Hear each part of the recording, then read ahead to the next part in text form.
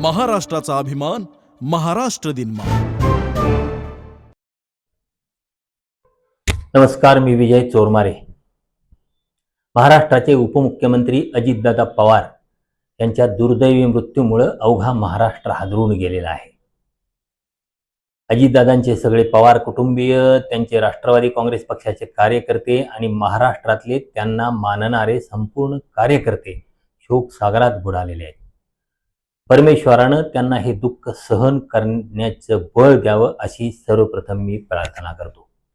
खरं तर अजितदादांच्या संदर्भात यावेळी असं काही बोलण्याची वेळ येईल याची आपण कल्पनाही मी करू शकत नव्हती, व्यक्तिशः मी सुद्धा करू शकत नव्हतो। त्याचं कारण असं की एवढा उमदा नेता गेले काही आठवडे महाराष्ट्राची महापालिकेची किंवा त्याआधी नगरपालिकेची या सगळ्या निवडणुका ज्या पद्धतीनं अजितदादांनी जिगरबाजपणे लढवल्या, महायुतीसोबत सत्तेत असताना सुद्धा भारतीय जनता पक्षाची ज्या पद्धतीने त्यांनी सामना केला आणि भारतीय जनता पक्षानं त्यांच्यावर वेळोवेळी केलेल्या आरोपांना त्यांनी जाहीरपणे प्रत्युत्तर दिलं आणि ज्या भारतीय जनता पक्षानं माझ्यावर 70,000 कोटींच्या भ्रष्टाचाराचे आरोप केले त्यांच्यासोबतच मी आज सत्तेत आहे असं ठणकावून सांगितलं, ते अजितदादा आज आपल्यात नाहीत यावर विश्वास बसणं कठीण आहे।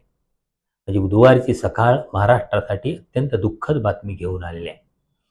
अजितदादांच्याबद्दल बोलायचं नेमकं काय बोलावं, कुठून सुरुवात करावी, कसं पुढे जावं हेच समजत नाही। कारण गेल्या काही वर्षात त्यांच्या माझ्या व्यक्तिशः अनेक भेटी झाल्या, व्यक्तिगत भेटी झाल्या, पत्रकारितेच्या निमित्तानं मुलाखतीसाठी काही भेटी झाल्या आणि या प्रत्येक भेटीमधनं अजितदादा मला वेगळ्या पद्धतीनं उलगडत गेले, त्यांचं एक वेगळ्या प्रकारचं दर्शन घडत गेलं। म्हणजे शरद पवार यांचा राजकीय वारसा पुढे चालवत असताना अजितदादांनी शरद पवार यांच्या सावलीतून बाहेर पडून लवकरच स्वतःची ओळख निर्माण केली आणि महाराष्ट्रात अजित पवार हा एक स्वतंत्र स्वतःचा नावाचा ब्रँड तयार केलं, हे आपल्याला विसरून चालत नाही। खरं तर मोठ्या झाडाच्या खाली दुसरी झाडं, छोटी झाडं खुरटतात, पण अजितदादा हे अशा खुरटणाऱ्या झाडांच्या पैकी नव्हते। पण म्हणून शरद पवार यांच्या संदर्भात त्यांच्या मनात राग नव्हता, द्वेष नव्हता, त्यांच्याबद्दल प्रचंड आत्मीयता, प्रचंड जिव्हाळा त्यांच्या मनात होता। म्हणजे अगदी अलीकडेच एक 5-6 महिन्यापूर्वी मी त्यांना सह्याद्री अतिथीगृहावर भेटलो होतो, तर अशीच बोलता बोलता दोघंच होतो आम्ही, चर्चा निघता निघता त्यांनी पुन्हा तो दोन्ही विलिनीकरणाचा मुद्दा काढला आणि आम्ही सांगतोय आणि साहेब ऐकत नाहीत, साहेबांची तब्येत आता त्यांना साथ देत नाही, त्यांचे हातपाय किती बारीक झालेत, परवा पनवेलला कुठेतरी पुन्हा ॲडमिट झाले होते, असं किती जिव्हाळ्यानं आणि आत्मीयतेनं आणि काळजीनं ते शरद पवार यांच्या संदर्भात बोलत होते। म्हणजे राजकीय पटलावर परस्परांच्या विरोधात राजकीय मैदानात काम करत असले तरी त्यांचा एकमेकांच्या बद्दलचा आंतरिक जिव्हाळा खूप असा मनस्वी होता, हे मला वेळोवेळी त्यांच्या अनेक भेटींच्या मधून जाणवलेलं आहे। पण राजकीय मैदानात हा जिव्हाळा असला तरी राजकीय मैदानात त्यांनी एकमेकांच्यावर टीका करताना, मग ती बारामती लोकसभेची निवडणूक असू दे किंवा बारामती विधानसभेची निवडणूक असू दे, या दोन्ही निवडणुकांच्या वेळी अजित पवार आणि शरद पवार यांनी हा जो जिव्हाळा आहे तो बाजूला ठेवून पूर्ण राजकीय भूमिका म्हणून तिथं त्यांनी काम केलेलं दिसतं। म्हणजे सत्तेचा वापर सर्वसामान्य माणसांसाठी करायचा असतो, हे शरद पवार यांनी दिलेलं सूत्र अजित पवार यांनी सुद्धा आपल्या आयुष्यभर पुढं त्यांनी हे सांभाळलं। म्हणजे अजितदादांची सुरुवात ही लोकसभा निवडणुकीपासून झाली, लोकसभा निवडणूक त्यांनी लढवली, पण ती त्यांची कारकीर्द फार अल्प होती, त्यामुळे त्या लोकसभेतल्या त्यांच्या कारकिर्दीबद्दलचं मूल्यमापन करणं शक्य होत नाही। पण नंतरच्या काळात त्यांनी ज्या पद्धतीने विधिमंडळात काम केलं, म्हणजे सुरुवातीच्या काळात फारसे विधिमंडळात उपस्थित न राहणारे आणि कमी बोलणारे, चर्चेत फारसा सहभाग न घेणारे आणि शरद पवारांचा पुतण्या एवढीच ओळख असलेले अजितदादा नंतरच्या काळात ज्या रीतीनं त्यांनी विधिमंडळाच्या कामकाजात गती घेतली आणि ज्या प्रभावीपणे ते विधिमंडळात काम करू लागले, ते आश्चर्यकारक होतं असं मला वाटतं। राजकीय नेत्याच्या आयुष्यात अनेक चढउतार असतात, अजित पवार यांच्या वाटचालीत हे असे अनेक चढउतार होते आणि या प्रवासात राजकीय नेत्यांना हार मिळतात तसे प्रहारही झेलावे लागतात, त्याचं प्रमाणही ठरलेलं असतं। पण अजितदादांच्या बाबतीत मला नेहमी एक जाणवतं की त्यांच्या वाट्याला कौतुक फार कमी आलं, म्हणजे हारांच्या पेक्षा त्यांच्या वाट्याला प्रहारच जास्त आले। म्हणजे त्यांना तुलनेनं अन्य त्यांच्या समकालीन जे विविध पक्षांच्या मधले राजकीय नेते आहेत, त्या राजकीय नेत्यांच्या तुलनेत अजितदादांना खूप उपेक्षा सहन करावी लागली, त्यांना खूप टीका सहन करावी लागली। मग ती मुद्रित प्रिंट मीडिया असेल किंवा अगदी इलेक्ट्रॉनिक मीडिया असेल, त्यांनी सातत्यानं अजितदादांना लक्ष केलं. अजितदादा हे त्यांच्यासाठी सॉफ्ट टार्गेट होतं असं मला नेहमीच वाटतं. म्हणजे आपल्या केलेल्या कामाचं मार्केटिंग करायचं, आपली इमेज बिल्डिंग करायचं, हे सगळे राजकीय नेते करत असतात. अलीकडच्या काळात विधानसभा निवडणुकीच्या आधी अजितदादा पवार यांच्या पक्षाने एक एजन्सी घेऊन त्या दृष्टीने काम केलं होतं, हा भाग वेगळा. पण त्या पलीकडं अजितदादा व्यक्तिगत कामाचं जे मार्केटिंग करायला पाहिजे होतं त्या पातळीवर अजितदादा ते फारसं करताना दिसत नव्हते. त्यामुळं त्यांच्या संदर्भातल्या सकारात्मक किंवा चांगल्या गोष्टी, त्यांनी केलेली चांगली कामं लोकांच्यापर्यंत पोहोचण्याऐवजी त्यांच्या ज्या चुका होत्या त्याच ठळकपर्यंत प्रसारमाध्यमं लोकांच्यापर्यंत मांडत होती. आणि मला वाटतं हे अजितदादांच्या सारख्या नेत्याच्यावर अन्याय करणार होतं. एक दोन तर महाराष्ट्राच्या राजकारणात असे प्रसंग आले की अजितदादांचं संपूर्ण राजकीय करिअर उद्ध्वस्त होण्यापर्यंत त्यांच्या विरुद्धच्या मोहिमा चालवण्यात आल्या. पण अजितदादा डगमगले नाहीत. त्यांनी त्याही परिस्थितीचा अत्यंत धीरोदात्तपणे सामना केला आणि त्यातून ते पुन्हा उभे राहिले. म्हणजे तडजोड कुठं करायची आणि आक्रमकपणा कुठं दाखवायचा याचं नेमकं भान असलेला अलीकडच्या काळातला महाराष्ट्रातला राजकारणातला महत्वाचा नेता म्हणून मला अजितदादा यांचा उल्लेख करावा लागेल.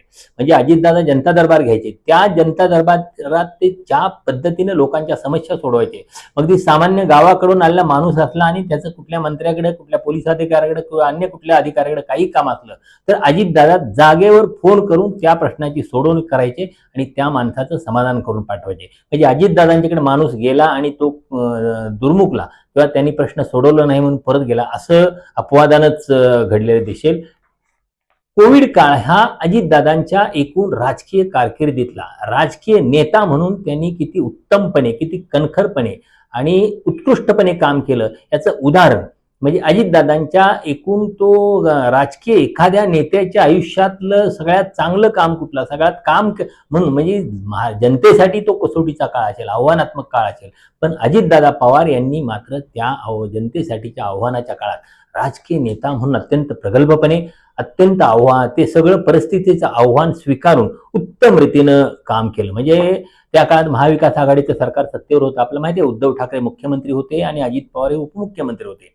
उद्धव ठाकरेंच्या प्रकृतीचे काही प्रॉब्लेम होते, त्यामुळे उद्धव ठाकरे फारसे सक्रिय नव्हते.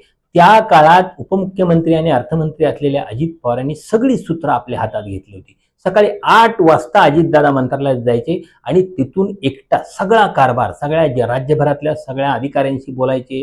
ते पुणे जिल्ह्याची जबाबदारी त्यांच्याकडे होती, पुणे जिल्ह्यातल्या लोकांशी बोलायचे. म्हणजे तिथं अशा कठीण काळात हेडक्वार्टरमध्ये बसून सगळी सूत्र हलवण्यासाठी एक जबाबदार नेता लागतो. अजितदादांनी ती भूमिका अत्यंत उत्तम रीतीनं पार पाडल्याचं आपल्याला दिसून येईल. म्हणजे महाराष्ट्राचे उपमुख्यमंत्री म्हणून असेल, राज्याचे अर्थमंत्री म्हणून असेल आणि पुणे जिल्ह्याचे पालकमंत्री म्हणून असेल. आपल्याला आठवत असेल की कोविड काळात के शैलजा नावाच्या केरळच्या आरोग्यमंत्री होत्या. त्यांच्या कामाचं खूप कौतुक झालं, अर्थात खूप चांगलं काम केलेलं होतं त्यांनी. पण महाराष्ट्रात अजितदादा पवार यांनी कोविड काळात केलेलं काम हे के शैलजा यांच्या कामाच्या तुलनेत अनेक पटीने उत्तम दर्जाचं होतं, अनेक पटीने श्रेष्ठ होतं. के शैलजा यांच्यावर स्थानिक आणि राष्ट्रीय प्रसार माध्यमातून खूप लेख छापून आले. पण अजितदादा पवार यांच्या संदर्भात मात्र त्यांनी कोविड काळात केलेल्या कामासंदर्भात एक शब्द सुद्धा कुठे छापून आला नाही. कुणी प्रसारमाध्यमांनी त्यांची दखल घेतली नाही. बरोबर 1 वर्षापूर्वी विधिमंडळ वार्ताहर संघाचा एक पत्रकारांसाठीचा पुरस्कार वितरण समारंभ होता. अजितदादा पवार यांच्या हस्ते तो समारंभ होता आणि मी प्रमुख पाहुणा उपस्थित होतो. राज्याचे माहिती महासंचालक जे होते ब्रिजेश सिंग, ते सुद्धा त्या कार्यक्रमाला उपस्थित होते. त्या कार्यक्रमात मी जाहीरपणे पत्रकारांच्या समोर सांगितलं होतं की महाराष्ट्रातल्या माध्यमांनी, पत्रकारांनी, प्रसारमाध्यमांनी अजितदादा पवार यांच्यावर खूप अन्याय केलेला आहे, त्यांच्या चांगल्या कामाची दखल घेतली नाही. हे जाहीरपणे मी तिथं पत्रकारांच्या समोर आणि अजितदादांच्या समोर सांगितलेलं होतं. म्हणजे आणि एखाद्या प्रश्नाचं गांभीर्य समजल्यानंतर, एखाद्या प्रश्नाचं महत्त्व समजल्यानंतर अजितदादा पवार त्या प्रश्नाला पूर्ण न्याय दिल्याशिवाय कधीही शांत बसायचे नाहीत. म्हणजे ते सातारा जिल्ह्याचे पालकमंत्री होते, पुणे जिल्ह्याचे पालकमंत्री होते. त्या काळात प्रकल्पग्रस्तांचे म्हणजे कोयना प्रकल्पग्रस्त असतील, वारणा प्रकल्पग्रस्त असतील किंवा अन्य जी वेगवेगळे या भागात धरण आहेत, त्या धरणामुळे विस्थापित झालेले लोक असतील, त्या लोकांचे प्रश्न सोडवण्यासाठी भारत पाटणकर आणि ही मंडळी खूप सातत्यानं आंदोलन करायची, संघर्ष करायची. पण अजितदादा पवार यांच्याकडे त्यांचा प्रश्न गेला की तो प्रश्न सुटला किंवा सुटणार याबद्दल भारत पाटणकर आणि त्या मंडळीच्या मनात सुद्धा कधी शंका असण्याचं कारण नव्हतं. म्हणजे तिलारी प्रकल्पाचं एक साधं उदाहरण आहे. हा आंतरराज्य प्रकल्प आहे, त्यामुळे या प्रकल्पाला महाराष्ट्राचा पूर्ण पुनर्वसन अधिनियम लागू नाही. मग पुनर्वसन कसं करायचं हा प्रश्न निर्माण झाला. पुनर्वसनाचं नाव काढायला कुणी तयारच नव्हतं. अधिकारी काय त्या संदर्भात बोलायचेच नाही. लोकांना विस्थापित करण्याची जोरदार तयारी होती. डॉक्टर भारत पाटणकर आणि सहकाऱ्यांना हे समजल्यावर त्यांनी मग काय केलं तर धरणावर जाऊन धरणाचं काम बंद पाडलं. त्यांना संबंधित खात्याचे मंत्री असलेले अजित पवार यांनी त्यानंतर मंत्रालयात बैठक लावली. त्या विषयावर सर्वांगीण चर्चा करून मार्ग काढण्यासाठी आंदोलकांनी काही पर्याय सुचवले. त्यानुसार अजित पवार यांनी निर्णय घेतले आणि लाभ क्षेत्रात जमीन देऊन पुनर्वसन आणि स्लॅब लावून सुद्धा पुनर्वसनासाठी जमीन मिळणार नसेल तर जमिनी विकत घेण्यासाठी निधी देण्याची तरतूद करण्यात ठरलं. म्हणजे महाराष्ट्रानं निर्णय घेतल्यामुळं गोवा सरकारला सुद्धा त्यासाठी भरघोस निधी देणं भाग पडलं. दुसरं एक अत्यंत महत्वाचं म्हणजे त्यांच्या अजितदादांच्या कर्तबगारीचं उदाहरण सांगायचं झालं तर दुसरं एक अत्यंत महत्वाचं उदाहरण आहे. म्हणजे रत्नागिरी जिल्ह्यातलं कुळप धरणाचं एक उदाहरण आहे. म्हणजे तिथं अजितदादा पवारांची खऱ्या अर्थानं धडाडी दिसून आली होती. म्हणजे पुनर्वसनासाठी पर्यायी जमीन मिळाल्याशिवाय काम सुरू न करण्यासाठीचा निर्णय झाला होता आणि त्यासाठीचा संघर्ष सुरू झाला होता. म्हणजे पुनर्वसनासाठी जमीन मिळाल्याशिवाय काम सुरू करून द्यायचं नाही. लाभ क्षेत्रातल्या लोकांना जमिनीला पाणी पाहिजे होतं, पण जास्त जमीनधारकांची स्लॅब लावून जमीन देण्याची तयारी नव्हती. संघर्ष निर्माण झाल्यावर अजित पवार यांनी मंत्रालयात बैठक लावली.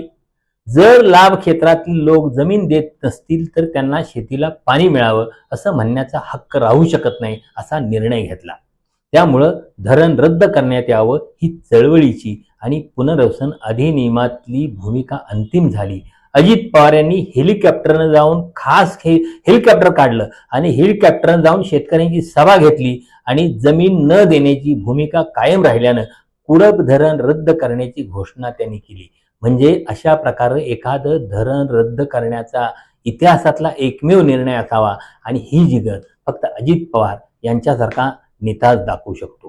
म्हणजे अजित पवार यांची बदनामी करण्याचे सातत्यानं प्रयत्न झाले. मी मगाशी म्हटलं त्या पद्धतीनं अजित पवार यांना राजकारणात उठवण्याचं, त्यांचं राजकारणात नाही तर व्यक्तिगत आयुष्य उद्ध्वस्त करण्याच्या दृष्टीनं अनेक प्रयत्न झाले.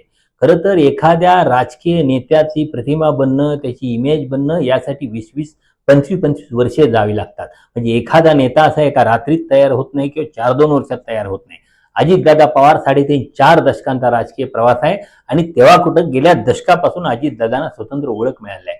पण हे 20-25 वर्षाचं आयुष्य उद्ध्वस्त करण्यासाठी अनेक घटकांनी प्रयत्न केले.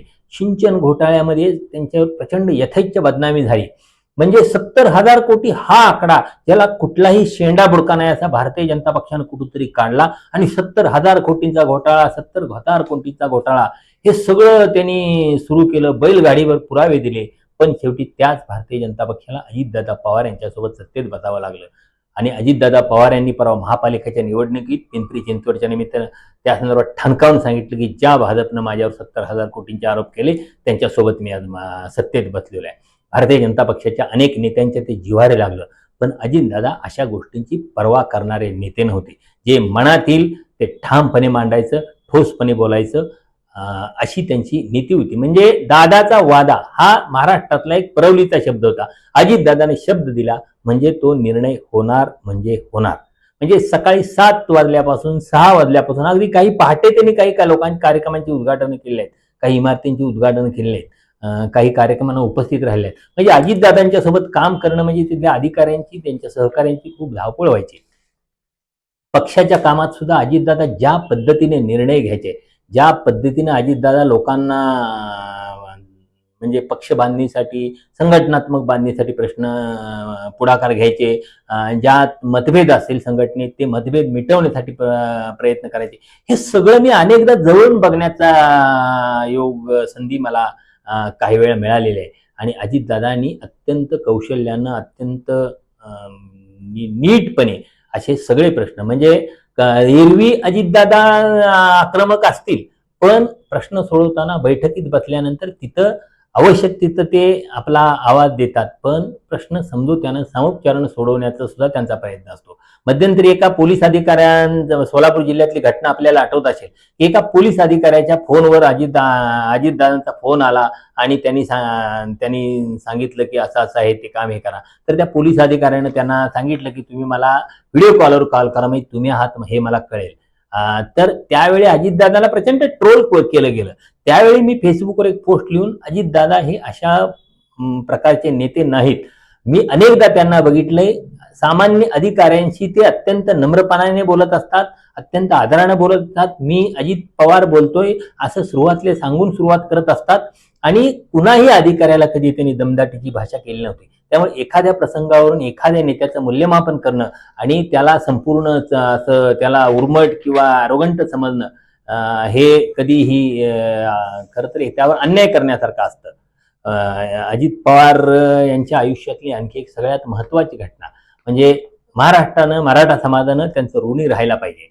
म्हणजे पुण्यातल्या लाल महालातला दादोजी कोंडदेवांचा पुतळा हलवण्याचा निर्णय हा अजितदादांच्या आयुष्यातला आणखी एक अत्यंत महत्वाचा निर्णय होता.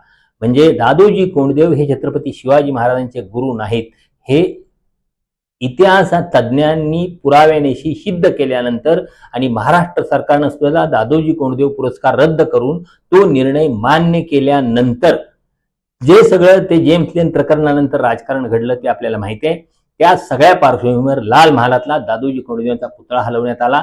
अजितदादा त्यावेळी पुणे जिल्ह्याचे पालकमंत्री होते. मध्यरात्री तिथला दादोजी कोंडदेवांचा पुतळा काढून टाकण्यात आला आणि इतका म्हणजे हा निर्णय अजितदादा पवारच घेऊ शकतात. इतर कुठलाही नेता, म्हणजे हा निर्णय शरद पवार यांना सुद्धा कधी घेणं शक्य झालं नसतं. इतका हा बोल्ड आणि खूप महत्वाचा निर्णय होता. ज्या झपाट्यानं अजितदादा काम करायचे ते सगळं थक्क करणारं होतं. म्हणजे लोकांसाठी उपलब्ध असलेला असा दुसरा नेता दाखवता येत नाही. आणि अजितदादांच्या संदर्भात मला सगळ्यात महत्वाची गोष्ट सांगावीशी वाटते, म्हणजे अजितदादांच्या जाण्यामुळे झालंय काय, तर महाराष्ट्रातला एक रॅशनल नेता गेलेला आहे. महाराष्ट्रानं एक रॅशनल नेता गमावणं याची किंमत काय असते हे आपण कल्पना करू शकत नाही. म्हणजे अजितदादा पवार भारतीय जनता पक्षासोबत गेले आणि एकनाथ शिंदे यांच्यासोबत त्यांनी सत्तेत सभा केली, याबद्दल त्यांच्यावर टीका झाली. ही त्यांची भूमिकेशी केलेली तडजोड होती, खरं आहे, पण ती कोणत्या परिस्थितीत केली हे त्यांचे जवळचे लोक जाणत होते. पण तिथं गेल्यानंतर सुद्धा त्यांनी फुले शाहू आंबेडकरांची भूमिका सोडली नाही, आपली वैचारिक भूमिका त्यांनी सोडली नाही. सातत्यानं फुले शाहू आंबेडकरांच्या भूमिकेचा ते आग्रह करत राहिले आणि ही भूमिका घेऊनच आम्ही पुढे वाटचाल करत राहू, हे त्यांनी ठणकावून आणि ठामपणे वेळोवेळी सांगितलंय. म्हणजे देवेंद्र फडणवीस आणि एकनाथ शिंदे दोन्ही नेते ज्यावेळी हिंदू मुस्लिमाचा संघर्षाचा प्रश्न येईल त्यावेळी मुस्लिम सत्तेत असताना खरं तर सत्तेतल्या नेत्यांनी कायदा सुव्यवस्थेच्या बाजूने बोलायचं असतं, तिथल्या दुबळ्या घटकांच्या बाजूने बोलायचं असतं. पण देवेंद्र फडणवीस आणि एकनाथ शिंदे दोघांनी नेहमी हिंदुत्वाची भूमिकेचा पुरस्कार केला आणि इथल्या अल्पसंख्य समाजाला द्विमत्वाची वागणूक मिळेल, असुरक्षित वाटेल अशी भूमिका घेतली. पण अजितदादा पवार या सरकारमध्ये सत्तेवर आल्यानंतर त्यांनी या दोघांच्याही विरोधात जाऊन सातत्यानं अल्पसंख्य समाजाच्या बाजूची भूमिका घेतली. म्हणजे पुशे सावळीला एका तिथं धार्मिक संघर्ष झाला, तिथे एका अल्पसंख्य तरुणाचा मृत्यू झाला, तर तिथं अजितदादा स्वतः गेले. कोल्हापूर जिल्ह्यातल्या विशाळगडला तिथं मुस्लिमांच्या घरांच्यावर हल्ला झाला, हिंदुत्वादी कार्यकर्त्यांनी हल्ला केला. त्यावेळी सुद्धा देवेंद्र फडणवीस असतील, एकनाथ शिंदे असतील आणि औरंगाबाद वगैरे असं करून हिंदुत्वाच्या बाजूने प्रतिक्रिया दिल्या. पण अजितदादा तिथे पोहोचले आणि ज्या लोकांचं नुकसान झालं होतं त्या लोकांना सरकारी खर्चातून घर बांधून देण्याची त्यांनी ग्वाही दिली. कोल्हापूरच्या शाहू महाराजांनी त्या संदर्भात मागणी केली होती की ज्यांचं नुकसान झालंय त्यांची नुकसान भरपाई सरकारने द्यावी. अजितदादा तिथं गेले आणि त्यांनी नुकसान भरपाई देण्याची घोषणा केली. धार्मिक दंगलीत असं सरकार नुकसान भरपाई देण्याचं हे एक दुर्मिळ उदाहरण मानावं लागेल. अजितदादा असे वेळोवेळी ठामपणे भूमिका घेत होते. आपल्याला आठवत असेल विधानसभा लोकसभा निवडणुकीच्या काळात इथं उत्तर प्रदेशचे मुख्यमंत्री योगी आदित्यनाथ इथं आले होते आणि ते बटेंगे तो कटेंगे अशी घोषणा दिली. त्यावेळी सुद्धा अजितदादांनी जाहीरपणे, म्हणजे भारतीय जनता पक्षाचा राष्ट्रीय पातळीवरचा दुसऱ्या क्रमांकाचा नेता त्यांचा अजेंडा चालवत असताना महाराष्ट्रात ही भाषा चालणार नाही, महाराष्ट्रात ही विभाजनाची भाषा चालणार नाही, महाराष्ट्र हा फुले शाहू आंबेडकरांच्या विचारधारेनं चालणारा प्रदेश आहे असं ठणकावून आणि ठामपणे सांगितलं होतं. मला वाटतं अजित पवारांचं हे सगळं बघितल्यानंतर एक पुरोगामी नेता महाराष्ट्रात नसणं महाराष्ट्राच्या राजकारणात अकाली एक्झिट घेणं हे महाराष्ट्राचं फार मोठं नुकसान आहे. अजितदादांच्या जाण्यामुळे त्यांच्या पक्षाचं नुकसान झालेच, त्यांच्या कुटुंबांच्यावर दुःखाचा डोंगर कोसळलाय. हजारो कार्यकर्ते त्यांना त्यांच्या पोरकेपणाची भावना निर्माण झाल्या. पण त्याही पेक्षा एक धर्मनिरपेक्ष नेता, एक विज्ञाननिष्ठ नेता, एक रॅशनल नेता जाणं याची किंमत काय असते ती महाराष्ट्राला नजीकच्या काळात करणार आहे. म्हणजे ह्या धर्मवादी प्रवृत्ती मोठ्या आक्रमकपणे पुढे येत असताना सत्तेत राहून त्यांच्या सोबत राहून त्यांना थेटपणे जाहीरपणे विरोध करण्याचं काम करत अजितदादा होते. आणि अजितदादांच्या पाठबळामुळे अमोल मिटकरी असतील, सूरज चव्हाण असतील, हे त्यांच्या पक्षातले त्यांचे प्रवक्ते सुद्धा अशा प्रवृत्तींच्या विरोधात थेट भिडत होते. त्यांना पक्षातून सुद्धा अटकाव होत होता की भारतीय जनता पक्ष हिंदुत्ववाद्यांच्या विरोधात बोलू नका. पण अजितदादांनी त्यांना पूर्णपणे मुभा दिली होती. फुले शाहू आंबेडकरांच्या विचाराची भूमिका तुम्ही मांडा आणि ती मांडताना कशाचाही विचार करू नका. इतके रोखठोक अजितदादा होते, इतके प्रांजळ अजितदादा होते. म्हणजे शब्द कमी पडतील त्यांच्या या व्यक्तिमत्वाबद्दल बोलताना. म्हणजे माणूस म्हणून ते जेवढे मोठे होते, राजकीय नेते म्हणून तेवढेच मोठे होते. महाराष्ट्र दुर्दैवानं त्यांना मुख्यमंत्री पदाची संधी मिळाली नाही, हे महाराष्ट्राचं दुर्दैव. पण अजितदादा हे खऱ्या अर्थानं महाराष्ट्राचे चांद्यापासून बांद्यापर्यंतच्या महाराष्ट्राचे नेते होते. महाराष्ट्राच्या राजकारणात पाय रोवून उभे राहणारे नेते होते. धर्मनिरपेक्षतेचा झेंडा घेऊन म्हणजे भारतीय जनता पक्षासोबत ते सत्तेत असले तरी सुद्धा धर्मनिरपेक्षतेचा झेंडा अजितदादांनी खाली ठेवला नव्हता. हे आपल्याला विसरून चालणार नाही. अजितदादांना भावपूर्ण आदरांजली.